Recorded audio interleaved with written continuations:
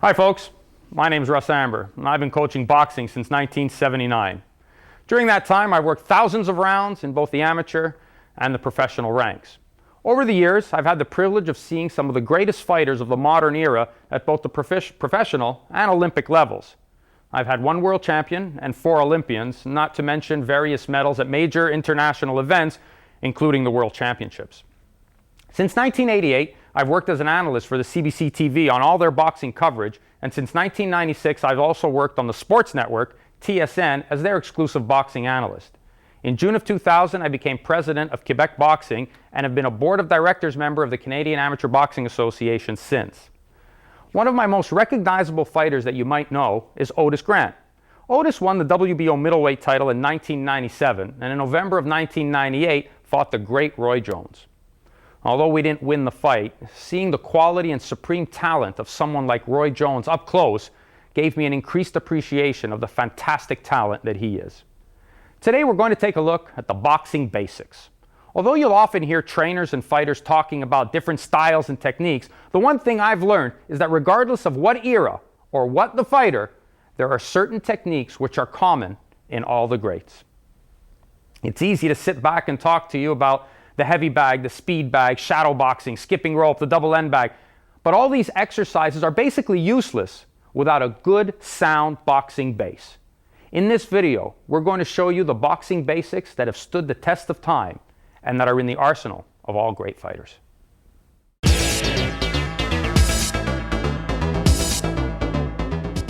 Folks, as with anything, the most important and sound thing you could have is a foundation that is solid and strong. And that's the primary essence of boxing. And it's something that I've seen, regardless of the fighters you look at, going back in any era, from Sugar Ray Robinson to today's modern era, a stance and footwork is the most important thing you could have. I'd like to bring in a young guy that's going to demonstrate. David, come on in here. We just want to show you and start off with your basic boxing stance. Now, David, if you take your stance, please.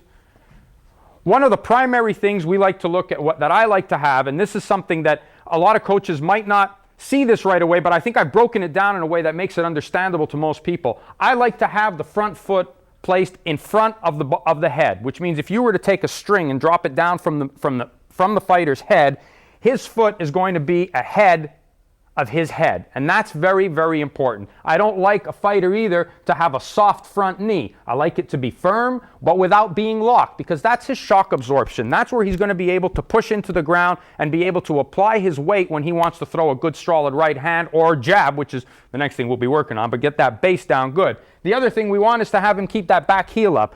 Keeping that back heel up puts the weight a little bit on the front foot, on the ball of the foot, where he's going to be able to move.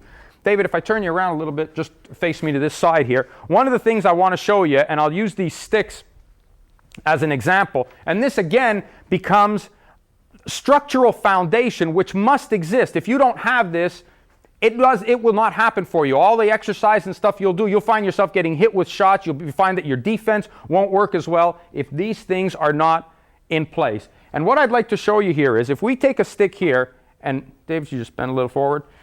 If we take a stick and line him up this way, actually, David, you know what? Turn around the other way. Face me here. Okay.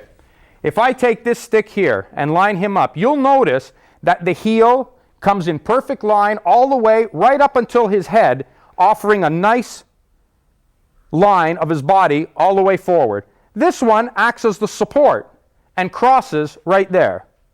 This actual stance is a firm foundation right here. This is what you see, and this is where it crosses, and this is the line that the body takes. From that position, David is going to be able to either slide forward to me or slide back. He'll be able to move his body any way he wants without much of a problem, being able to avoid any punches. Also, the key is he's going to be able to execute his punches without putting himself in any danger. He'll be able to optimize his range by using that front foot as his measuring stick.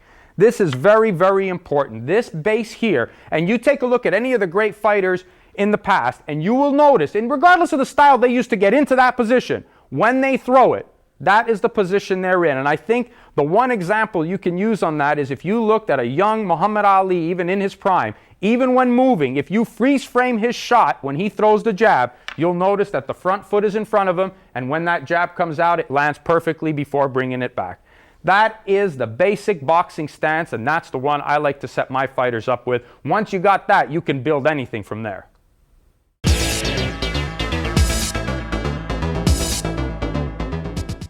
Okay, well, you saw the stance, and that's the most important thing. Now, from the stance, you've got to be able to move. And that, of course, is another vital point of boxing. Dave, if you can get back into the stance again, please. Now, right there, again, remember the front foot's in front of you, the back foot, the heel is left, is up high, providing for good position to move from. From there, this is basic, simple stuff that you've probably seen elsewhere. You want to move to the left? You want to move forward? What foot do you move first, Dave? The forward. You want to move back? What foot do you move first? The back foot. You want to move to the left? What foot do you move first? The left one. You want to move to the right? What foot do you? Good. Now from there, the trick to doing all that is to put it all together. What I try to tell my fighters to do is to put it together in rhythmic fashion. We tell them to rhythm. And here's the key to rhythming. Let's say it's going backwards and I'm the opponent and I'm pressuring David and I'm pushing David back and I want David to go backwards. He rhythm. Now he comes forward and I want him to rhythm pressure on me. He goes to the right. I want him to rhythm pressure. Or he goes to there.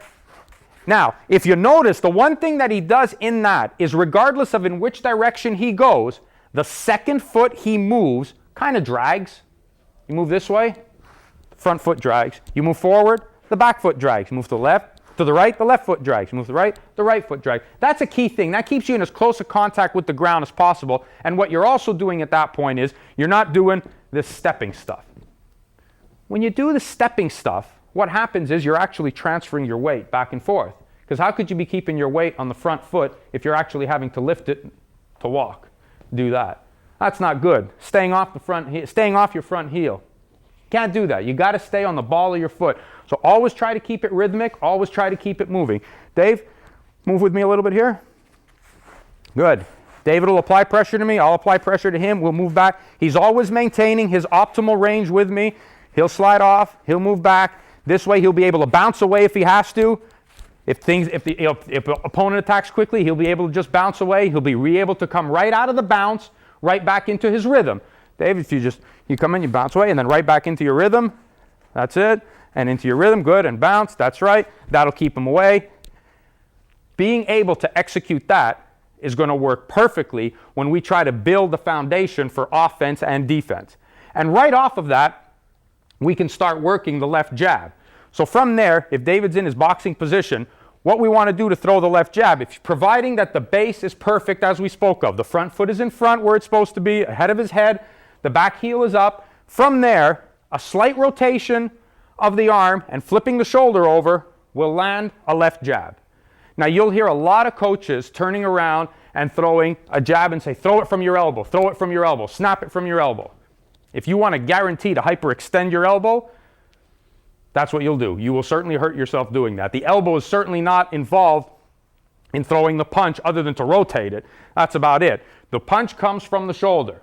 And the only way it can come out good is if you have the good base. Now David's got the good base right here. If he throws out the jab, it lands perfectly. Throw it out again, lands perfectly. It comes from the shoulder, right from there, and it comes out. Now just to show you that he's not using the elbow, if I was to stick his hand further out in front of him, watch that it's only the shoulder which snaps and turns. There's no movement in the elbow.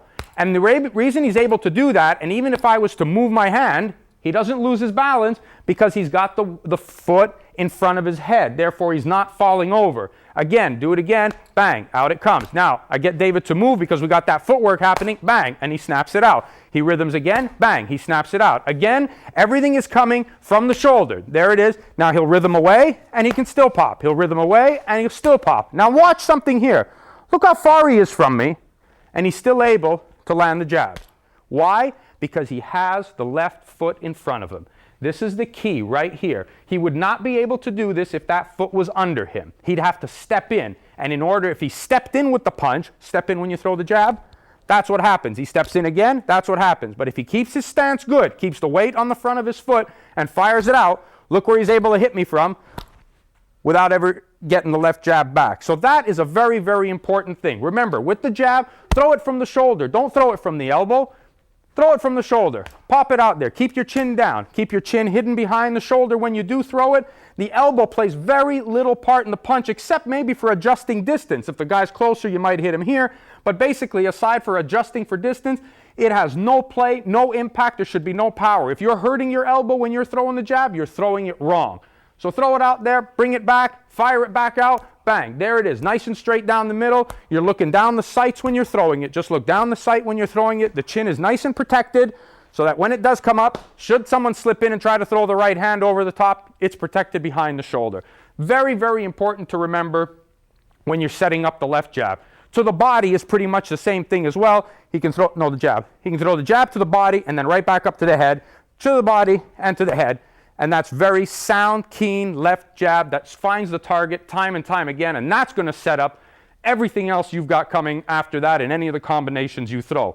Most of the time, the punch that you're going to throw right after that is going to be the right hand in the famous old 1-2. And there's the right hand. Now, hold it, throw it again, David, and hold it here. Again, the elbow plays little or no role in the punch other than to provide the distance. The punch comes from the shoulder. Bring it back. Here's the jab out. Let the jab come out. Now watch David as he does it slowly and he starts to turn. Watch how he hesitates before no, do it again. Put the jab here. Put the jab here. There you go. Now watch him as he starts to turn the body first before the right hand comes out. Then the right hand will come out. Bring it back and again. Turn the body first. There. And again. There. And again. Boom. That's why he's getting the hip into the punch. That's why he's getting the shoulder into the punch. That's what gives the punch the power. Too many people think that they've just got to throw the shot straight out. That's wrong. That's not what you want to do. You want to get that body turning. Again, I'll show you how that's true by having him place his hands out here and just turning his body. Bang. The power comes not from the elbow. The power comes from the rotation of the body. Watch any of the greats. Watch Joe Louis knock somebody out. Watch Roy Jones knock somebody out. It all comes from just rotating the shot over. That's the key. And right there is how you do it. Now, if your hand is already here, that's fine. The elbow will adjust for the distance, but it's the body that turns first before it lands. Do it again, David. Boom. There it is. Boom. There it is. Boom. Right there. Now to the body, same thing. Boom. Bend the front knee a little bit when you come down. There it is. And again. Boom. Boom. And back to the head. Boom. That's the way you throw the right hand to the body. Following up on the right hand to the body, or the right hand to the head, is the famous number 3 of the famous 1-2-3. And that's the left hook. Left hook is a little more intricate and a little more difficult to throw. But again, people often make the mistake of just not getting the basics down properly on it. We got the base set up. We know the base is good. We've got the jab set up. We know that's good. David turns to throw the right hand. We know we've got that good. Now, as David comes around with the left hook, he will turn. That's the key right there. He's flipped his shoulder over. Chin should be tucked in a little bit more. What he's done is he's let the body come ahead of the punch. What I like to tell the fighters is to never pass the line of center. David, take back your position and take the stance facing this way, please. What I'd like to show you here is if he throws a 1-2-3, 1-2-3, right? Hold the 3 here. Boom. Now, right here, David does not pass the center line, which is the key, yet his body is way ahead of the punch. Again, that's where you get the power. The punch must come from behind the body. That is the key. We'll show you again in an exaggerated fashion. If David's hand was already out here, turn your body, and again, bring it back. Just turn the body. Boom. It's the body that travels. It's not the arm. It's not the elbow. It's the body that travels. So if you take it in a normal stance and throw a 1-2-3, boom, there's the hook comes around. Boom, there's the hook that comes around. Boom, he comes around. The key to that is getting the body ahead. When you see guys talking about getting the hip, talking about turning your hips into the punch, that's exactly what they mean.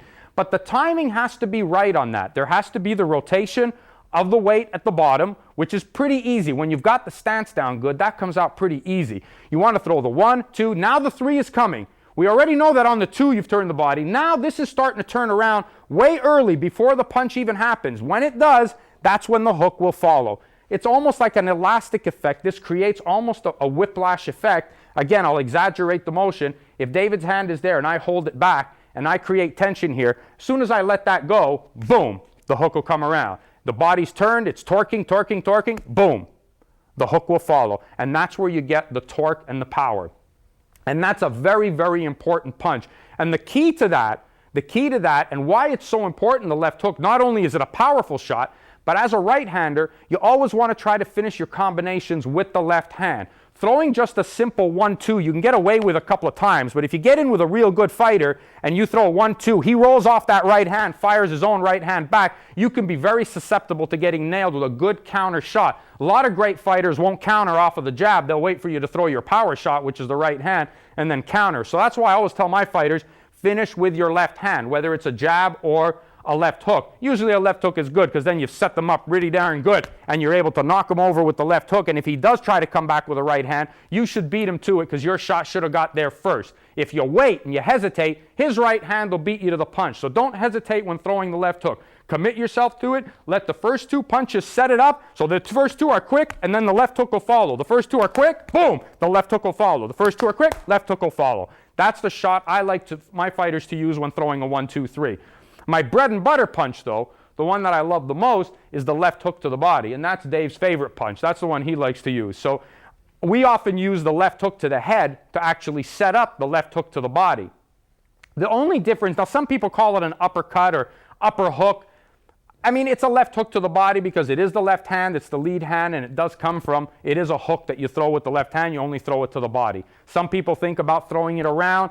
I don't particularly like to throw the left hook around. I prefer to throw kind of a halfway shot under and get it into the liver. That's probably the best way to throw it.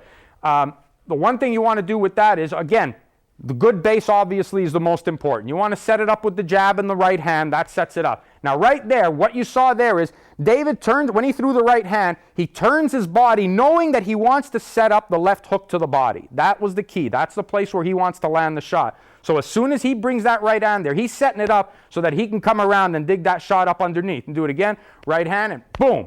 And that's where he wants to fire it, is right under the elbow. You'll notice again how the body, again, throw the right hand and then the left hook to the body. Now, right there, okay, hold it there, throw it to the body. Right there, again, he's letting his body get ahead of the punch. That's where the power comes in from. By doing that, this acts as an elastic again. He torques his body, torque the body, boom, the shot will land right under the liver.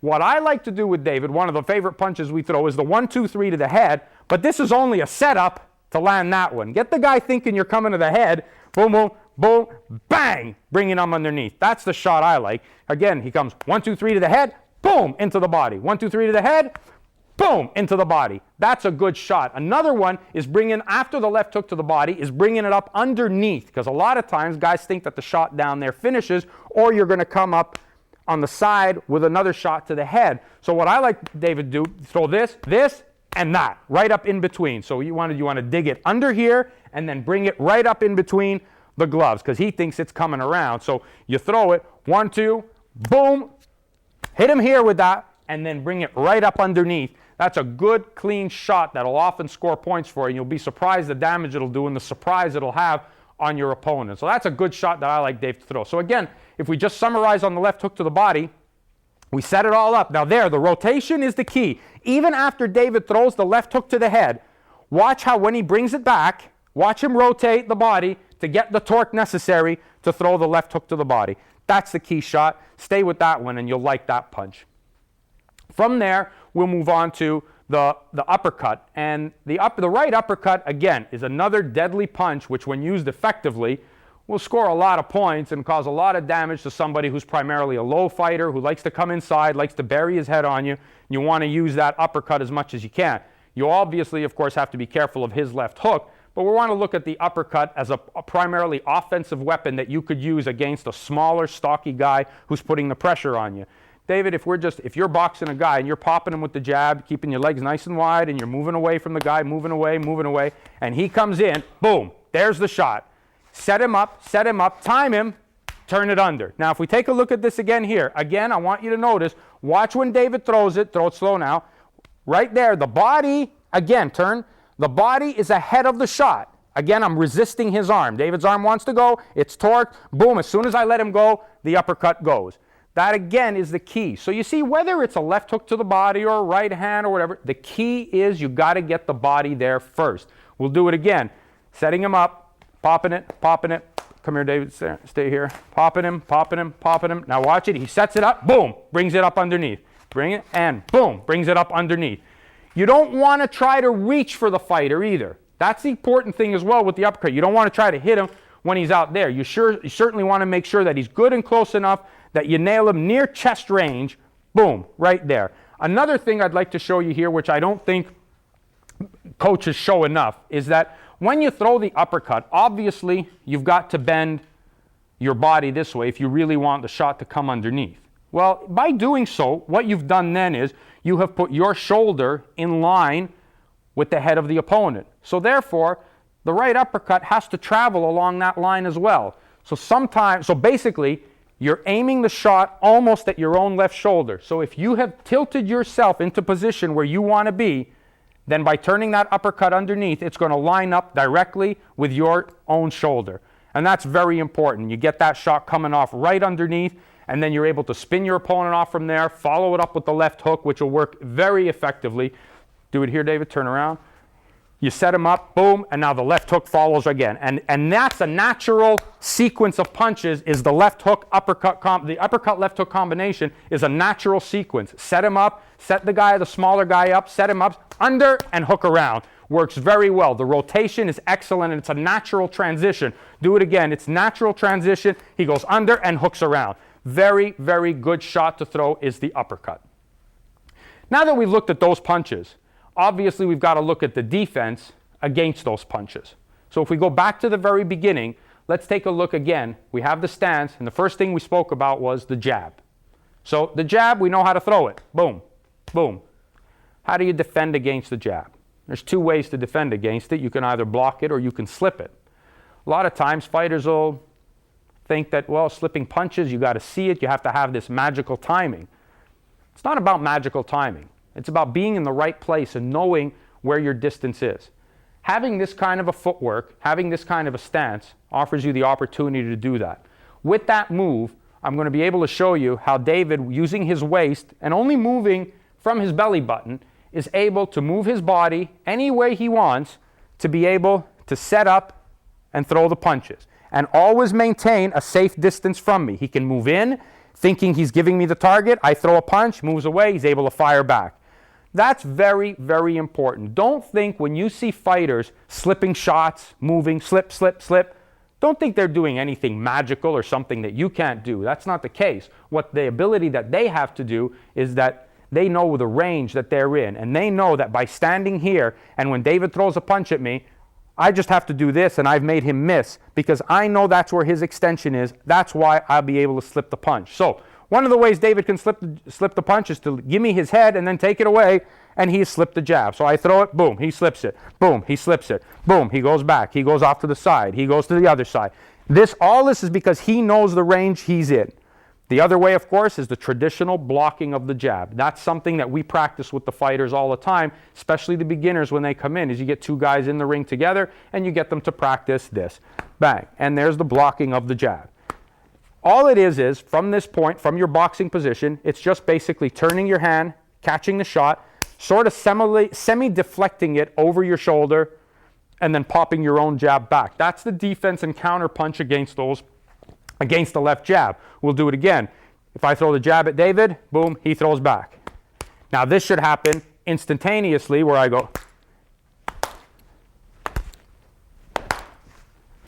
Very, very important. Again, instant reaction. Reaction, reaction. Again, David is waiting. He's got his hand open. He's going to deflect the shot over his shoulder. Bang. Bang. Bang. Bang. And that's the way you defend against the left jab. Now what we want to take a look at is the defense against the right hand. Again, not very difficult, and the key here again has to be your positioning. That's why the base, which I stressed at the very beginning of this video, was so important. That foundation and that base and your stance and footwork is so vitally important. And if you get a chance to practice that time and time again, you'll notice how by doing that, how much improvement you'll see in your offense and naturally will automatically come in your defense. Make sure, again, just to recap, feet nice and wide, move your waist from your belly button, and that'll give you your good range and good balance. So we go to the defense against the right hand. We already looked at throwing the right hand, which is like that. And David turns the body first. Bang, the right hand comes out, comes straight into it. Don't turn your head. Comes straight down the middle. And that's what we want to see. Now, what about the defense against that? take your position. There's 2 ways, again, you can do it, or 3 ways actually. The one is the slip of the right hand. And the slip, again, reverts back to what I was saying initially. Good base, and use your belly button here. David, use your motion, boom. This is where the right hand, David will be able to slip the shot, no, the other way. He'll be able to slip, or he'll be able to lean back from it. Boom. Now, a lot of times guys will tell you don't lean back from the right hand. Maybe, but if your range is good and you know what you're doing, it's not all that bad and it's not all that dangerous to do. Again, do it again. It's actually could be quite effective because David now wants me to throw the right hand at him. He's waiting for me to throw the right hand so that when I do, he can fire right back. So he basically baits me in and then fires it right back.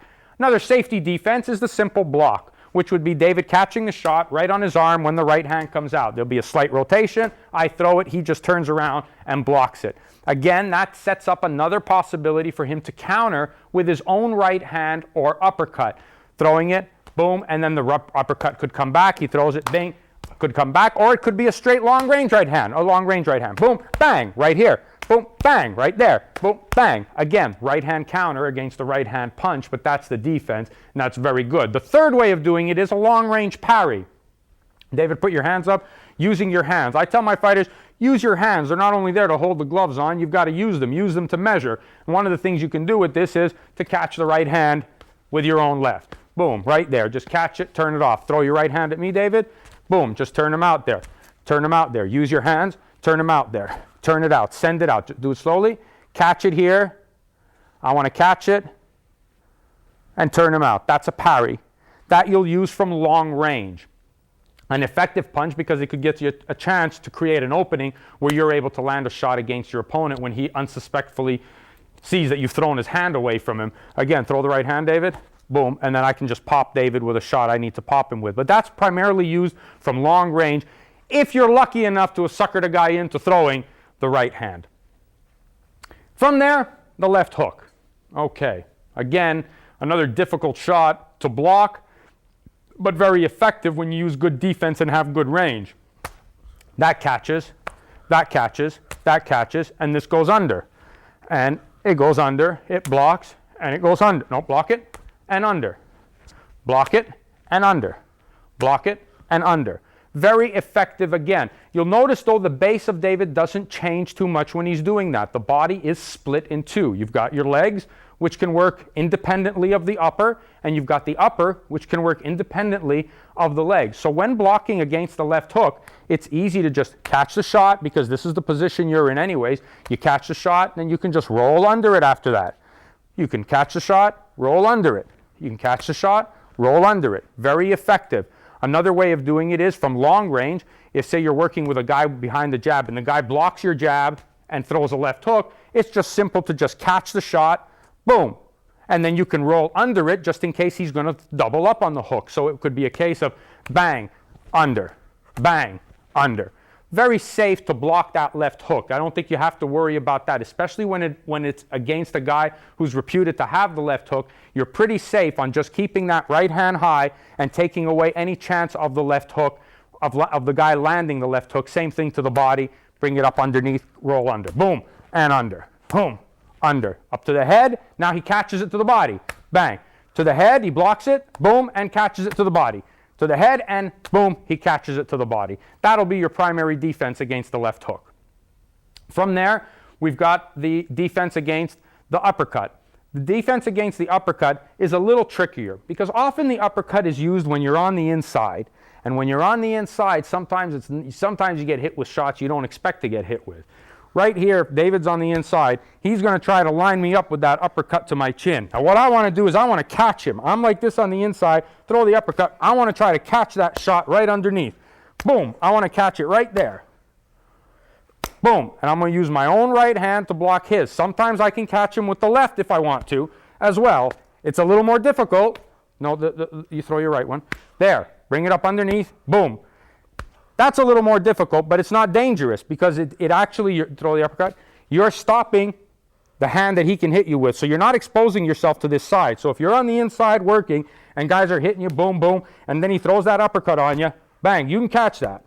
You can catch that right there and then come over with your own left hook. Or you can catch with the right hand and bring the left hook around. that's a good counter punch against the right uppercut on the inside. Those are key shots, especially when you're on the inside. When you're on the outside, first of all, it's very rare someone will throw the right uppercut. Second of all, if you get hit with it, you deserve to get hit with it, because nobody should get hit with a right uppercut when you're on the outside. It's primarily when you're on the inside, and that's when you got to make sure that you're base and you're tucked up and you're solid and you can pick those shots off good. So to recap all this, you learned the punches, you've learned the basics. Again, I want to stress how important it is for you to have your stance. That's very, very, very important. I can't stress that enough. And to have your rhythmic movement when you're moving. That's vital. Again, your upper body should be independent. You want to be able to move, roll, use that whole range. David, take your position here. Use that whole range now. Drop your hands a second. Watch the range that David has. Warm up doing this. Use this whole area. This is your whole range of defense. Keep going, David. This is your whole circumference and radius that you can use to protect yourself in. That's the area where you'll know how far you are away from your opponent, and you'll be able to keep him at bay by you slipping, moving your head, and yet you really don't have to compromise your stance or your feet, so you're able to throw good shots whenever you want to. So that's vital as well. Then we looked at the punches, the basic punches, the jabs, the right hand, left hook to the head, left hook to the body, and the uppercut, the 5 basic punches of boxing, and the right hand to the body as well. The defense, again, is pretty much basic and simple from your boxing stance. To review it again, the jab, he blocks the jab. There's the jab, just block it, boom, boom, boom, boom. Throws the jab at me, throw the jab at me, boom, boom, boom. We can also have him where you can slip the shot, throw the jab, boom, and you move, boom, and you move, boom, and you move. Slip to the outside, slip to the outside, slip to the outside, slip to the outside. Very basic. Again, those poses are not going to be, you're not going to be able to do that if you don't know your range. So that's why I said go back again. Know where your range is, know where he is, so that when you throw the shot, boom, you know right where you are, and you can come over with your own counter punches. So that was the defense against the left jab. Against the right hand, again, we just had the block, the block, the block. Now the slip, the slip, the slip, the slip, the slip. Again, very basic. Left hook, same thing. Boom, the block, now under, whoop, the block, and under, the block, and under, the block, and under.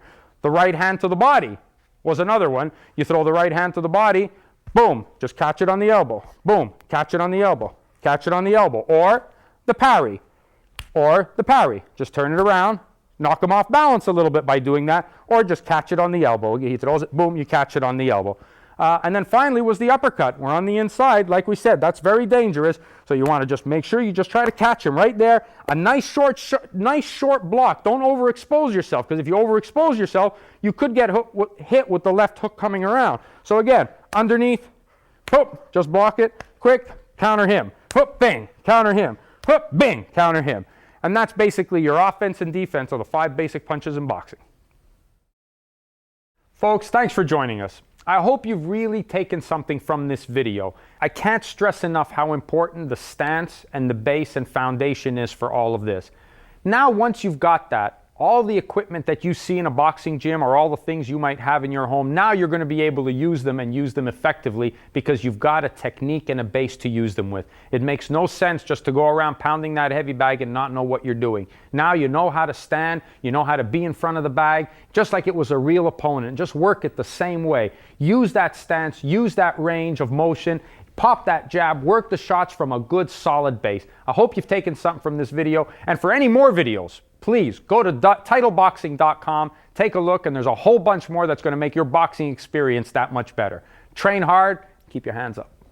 Title Boxing's got you covered with 16 action-packed videos to get you in the best condition of your life. Boxing and conditioning experts Danny Campbell, Michael Rutherford, Jeff Finnick, and Russ Anber put you through the paces to show you everything you need to know to improve your speed, strength, agility, and stamina. How to wrap hands, hitting the heavy bag, medicine ball, obtaining the edge of speed, interval training, punching at angles, advanced techniques, explosive speed and power, mastering the basics, Punchmit's secret, getting bigger and stronger, dynamic speed and thrust, counter punching, working the corner, defensive skills and drills, body punching, and more. Get only the ones you want, or get maximum impact with the entire series. Get the secrets of over 80 years of combined boxing and physical training experience in one action-packed video series. Where do you get it? Exclusively at titleboxing.com. TitleBoxing.com. If we don't have it, you don't need it.